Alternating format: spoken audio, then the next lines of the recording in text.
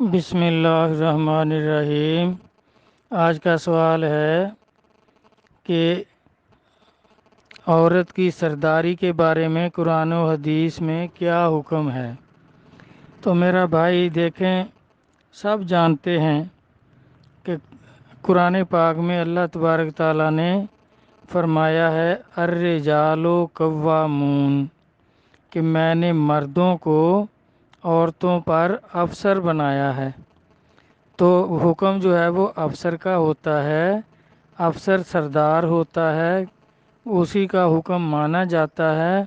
جو لوگ عورتوں کو افسر بناتے ہیں ان کا حکم مانتے ہیں، تو اس کا مطلب ہے کہ وہ قرآن پاک کا انکار کر رہے ہیں، کیونکہ قرآن پاک میں اللہ تبارک تعالیٰ نے صاف صاف فرمایا کہ مردوں کو میں نے افسر بنایا ہے عورتوں پر۔ تو افسر کو افسر رہنا چاہیے، ماتحت کو ماتحت رہنا چاہیے۔ اللہ تبارک تعالیٰ کا یہی حکم ہے۔ آگے حدیث پاک میں ہے کہ نبی علیہ الصلوۃ والسلام نے فرمایا، یہ متفقہ علیہ حدیث ہے، جس حدیث کی کتاب میں جی چاہے دیکھ لیں، کہ جس گھر کی سردار عورت ہو اس کی جتنی بربادی ہو کم ہے۔ اس کا شان نزول یہ ہے، نبی علیہ الصلوۃ والسلام نے جب یہ فرمایا تو ایران کا بادشاہ مر گیا تھا، تو انہوں نے اس کی بیٹی کو اپنا بادشاہ بنا لیا۔ جب یہ خبر مدینہ پاک میں پہنچی تو صحابہ نے عرض کیا کہ یا رسول اللہ صلی اللہ علیہ وآلہ وسلم، ایرانیوں نے اپنا بادشاہ کی بیٹی کو بنا لیا ہے۔ تو سرکار نے فرمایا اب یہ ایران جو ہے یہ برباد ہو جائے گا، کیونکہ جس گھر میں عورت کی سرداری ہو وہ جتنی بربادی ہو کم ہے۔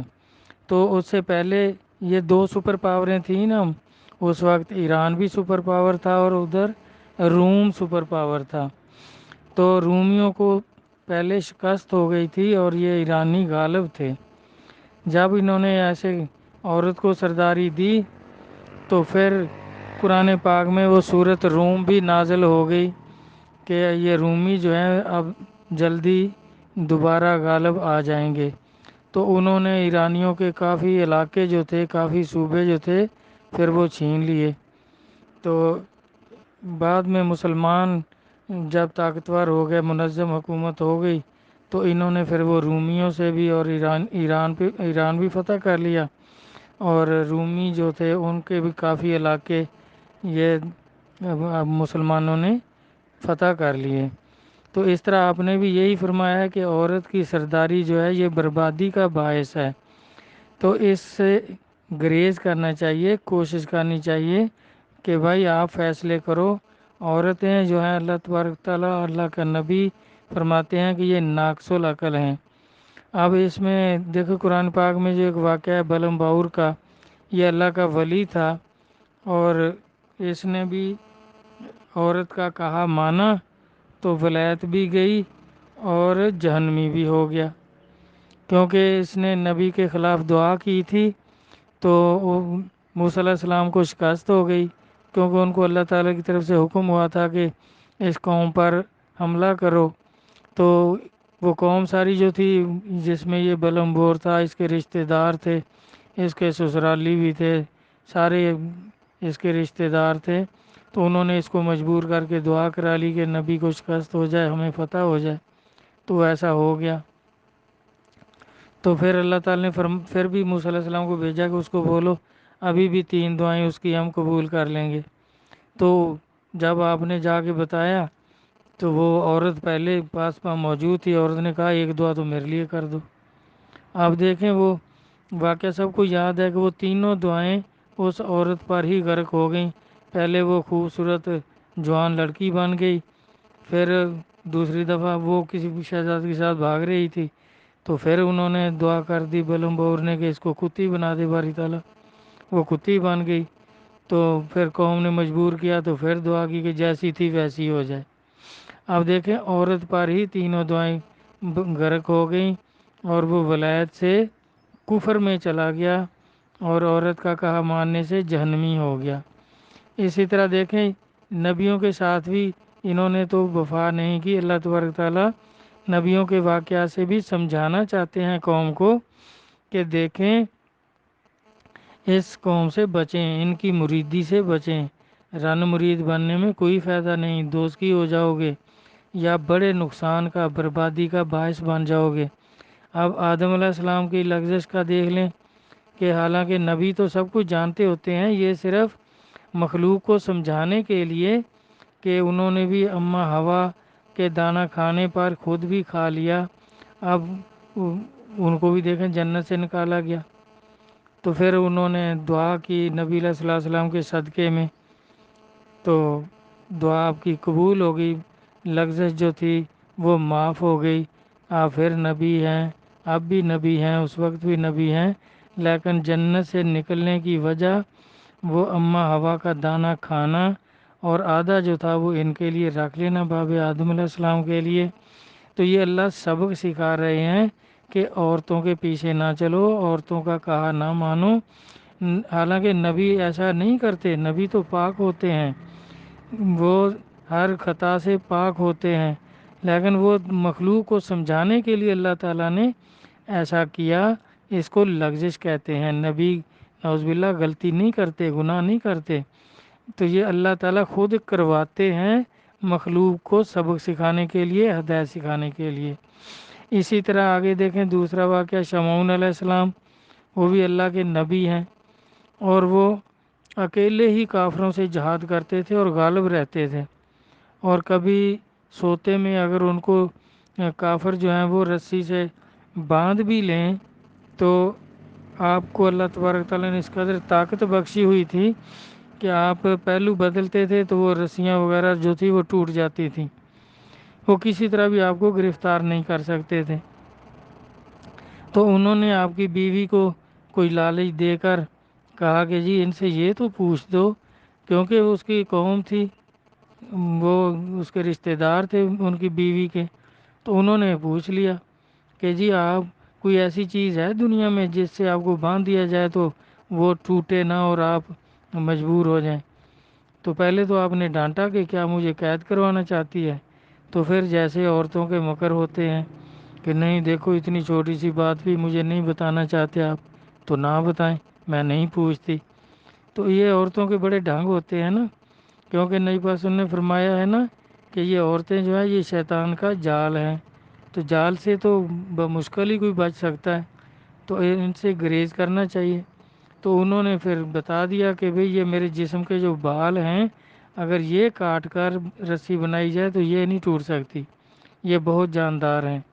تو کافروں نے ایسا ہی کیا، وہ آپ جب سو گئے تو بال کاٹے، رسی بنا کے آپ کو باندھ دیا، اب جب آپ جاگے تو وہ رسی توڑ نہیں سکتے تھے، تو کافروں نے آپ کو اٹھا کر سمندر میں پھینک دیا کہ خود ہی وہاں جو بھی ہوگا شہید ہو جائیں گے۔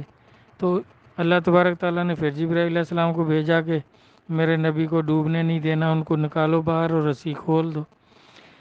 تو آپ کو جبرائیل علیہ السلام نے نکال دیا اور رسی کھول دی، تو آپ کو غصہ آ گیا بہت اس ٹائم، تو آپ نے اپنی داڑھی مبارک دانتوں میں دبا لی کہ جاتے ہی بس اس عورت کو تو اس کا تو وہ کترا کرنا ہے، بالکل اس کو مار دینا ہے، ٹوٹے ٹوٹے کرنے ہیں اس کے۔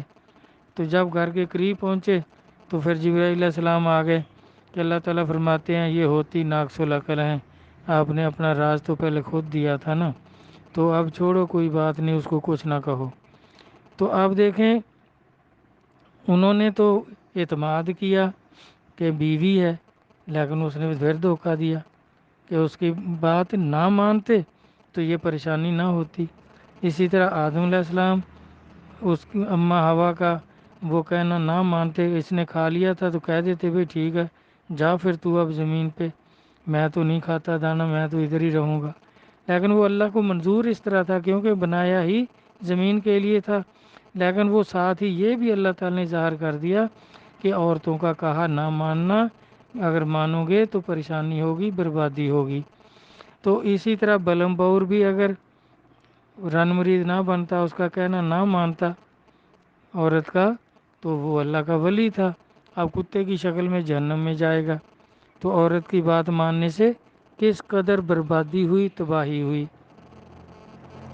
تو آج کل کے جو صوفی ہیں وہ کہتے تو ہیں، کوئی پوچھے تو کہتے جی ہم اللہ کے بندے ہیں، لیکن ایک دوسرے صوفی صاحب ہمارے سامنے ہی کہہ رہے تھے کہ بھئی اللہ کے بندے تو ہم نے نہیں دیکھے، کوئی ہوگا اللہ کا بندہ، باقی سب عورتوں کے ہی بندے ہیں، پیروں کے مرید بہت کم ہیں، عورتوں کے مرید بہت ہیں، رن مرید ہی ہم نے دیکھے ہیں، مرد مرید دیکھی ہے کوئی عورت کہیں لکھا ہوا دیکھا ہو کہ یہ عورت اپنے مرد کی مرید ہے؟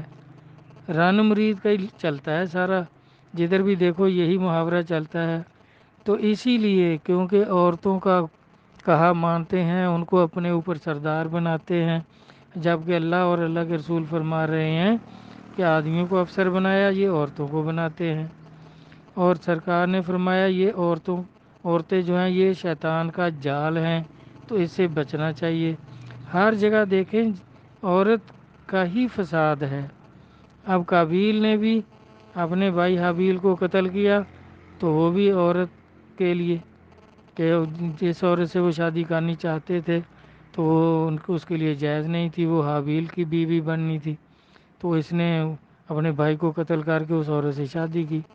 تو یہ واقعی عورتیں جو ہیں شیطان کا جال ہیں، نبی علیہ الصلوۃ والسلام کا فرمان ہے۔ تو ان کو اگر سردار بناؤ گے تو پھر جتنی بربادی ہوگی نبی علیہ الصلوۃ والسلام فرما رہے ہیں اتنی کم ہے۔ جس طرح یہ ابو حنیفہ بھی دیکھ لیں، ابو حنیفہ، حنیفہ کا ابو، حنیفہ کو ہی ساری دنیا جانتی ہے، اور اس کے ابو کو جانتا کوئی نہیں، اس کا نام کسی کو نہیں آتا کہ کیا نام ہے اس کا۔ تو اس طرح جدھر بھی دیکھیں یہ عورتیں جو ہیں جس نے بھی ان کو سرداری دی وہ برباد ہوا، وہ برباد ہوا۔ تو اللہ تبارک تعالیٰ فرما رہے ہیں کہ جن کو میں نے افسر بنایا ہے مردوں کو، تو وہ افسر رہیں۔ اور کئی ایسے ہیں مرد جو ہیں یہ ڈرامے وغیرہ میں دیکھیں وہ عورتوں کا لباس پہن کر عورتیں بننے کی کوشش کرتے ہیں، حالانکہ ان کو تو مرد بنایا اللہ نے، مرد بنے، وہ عورتیں بنتی ہیں۔ اور کئی عورتیں پینٹ شرٹ پہن کر مرد بنتی ہیں ڈراموں میں، اس طرح کے کھیلوں میں۔ تو یہ تمام لوگ جو جاننے والے لوگ، عالم لوگ، وہ سب کہتے ہیں یہ تو پھر شرک ہے، کہ مرد ہے تو مرد نظر آئے، عورت ہے تو عورت نظر آئے۔ تو یہ جنس کو تبدیل کرنا، چاہے وہ کسی ڈرامے کے لیے کر رہے ہیں، عارضی کر رہے ہیں، یہ جائز نہیں ہے، صحیح نہیں ہے، یہ بہت ہی اللہ اور اللہ رسول کی نافرمانی کے مطابق بنتا ہے، اس کا باعث بنتا ہے، اللہ اور اللہ کے رسول کی ناراضگی کا باعث بنتا ہے۔ اللہ تبارک تعالیٰ اس طرح رن مریدی سے بچائیں، سب امت کو بچائیں۔ اللہ رسول اپنے کلام اور اپنے نبی کے کلام کو سمجھنے کی توفیق عطا فرمائیں، آمین۔ اللہ حافظ۔